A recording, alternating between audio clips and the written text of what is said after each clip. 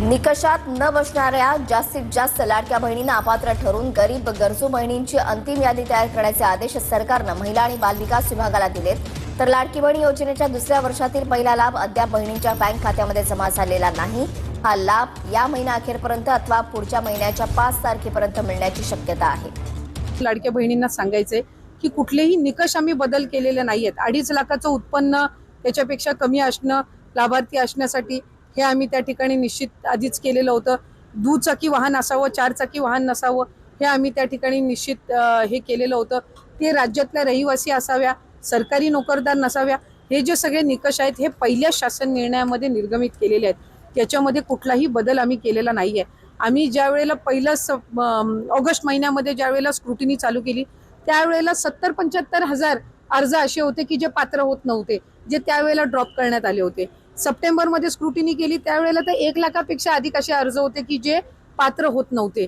त्याच्यानंतर ऑक्टोबर महिन्यामध्ये सुद्धा त्या पद्धतीने होतं। त्यामुळे अशा पद्धतीचं लाभार्थ्यांची संख्या कमी जास्त होणं हे काही अचानक केलेलं आहे अशातला काही भाग नाही। आणि निकषांमध्ये काही तक्रारी ज्या ऑक्टोबर, नोव्हेंबर, डिसेंबर महिन्यामध्ये ज्या प्राप्त झालेल्या आहेत, जे एका ह्याच्यावरून 2-2, 3-3 वेळा लाभ घेत आहेत अकाउंट्समधनं, किंवा ज्यांच्या 4 चाकी वाहनं आहेत पण तरी सुद्धा ते अशा जे काही कंप्लेंट बेस्ड आहेत त्या संदर्भातली चौकशी करून त्यांचा आधीचा कुठलाही लाभ आम्ही त्यांच्या अकाउंटमधून परत घेतलेला नाही। अशा पद्धतीचा कुठला निर्णय झालेला नाही।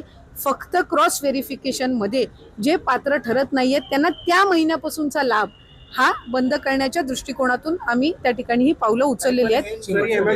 आपण असल्या प्रकारची कुठलीही स्क्रुटिनी न करता आम्ही असल्या प्रकारची मी आपल्याला त्या संदर्भातली माहिती ही मगाशी सुद्धा दिली की आम्ही ऑगस्ट महिन्यामध्ये ज्या वेळेला आम्ही स्क्रुटिनी करायला सुरुवात केली त्याही वेळेला 77 हजार पेक्षा अधिक महिला या अपात्र झालेल्या होत्या।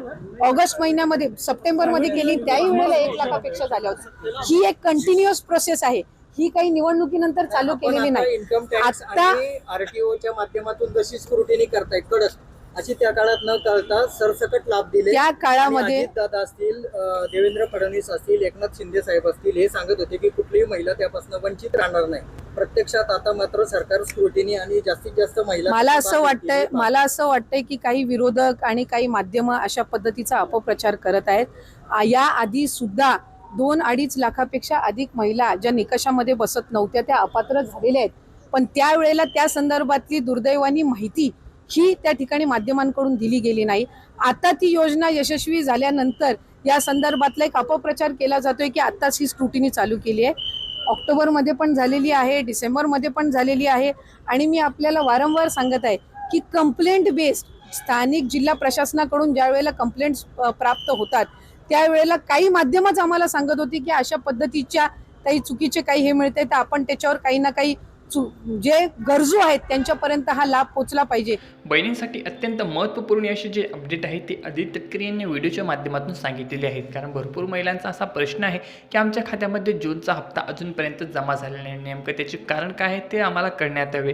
तर आदित्य तटकरे यांनी व्हिडिओच्या माध्यमातून संपूर्ण माहिती सांगितलेली आहे की जी स्क्रुटिनी आहे त्यामध्ये ज्या महिला अपात्र ठरल्या होत्या त्यांना आता हा या महिन्याचा जे लाभ असणार आहे ते भेटणार नाही आहे। परंतु तुमची जर आधीचे जे हप्ते तुमच्या खात्यावरती जमा होत होते, म्हणजे मेचा हप्तासुद्धा तुमच्या खात्यावरती जर जमा झालेला असेल आणि जर तुम्ही तुमचे डॉक्युमेंट बरोबर दिले असेल किंवा जे अटी आहेत त्यांमध्ये तुम्ही बसत असाल तर 100% तुमच्या खात्यावरती आता हे पैसे जमा होणार आहे।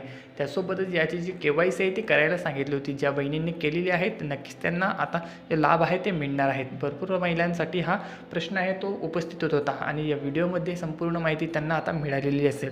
तर तुमच्या खात्यामध्ये जूनचा हप्ता जमा झालेला असेल तर त्याची सुद्धा आता जी प्रोसेस आहे ती सुरू झालेली आहे। कारण जुलै महिन्याचा लाभसुद्धा आता बहिणींना लवकरच दिला जाणार आहे। त्यासाठी जी निधी वितरणाला मंजुरी आहे ती सुद्धा सरकारमार्फत मिळालेली आहे।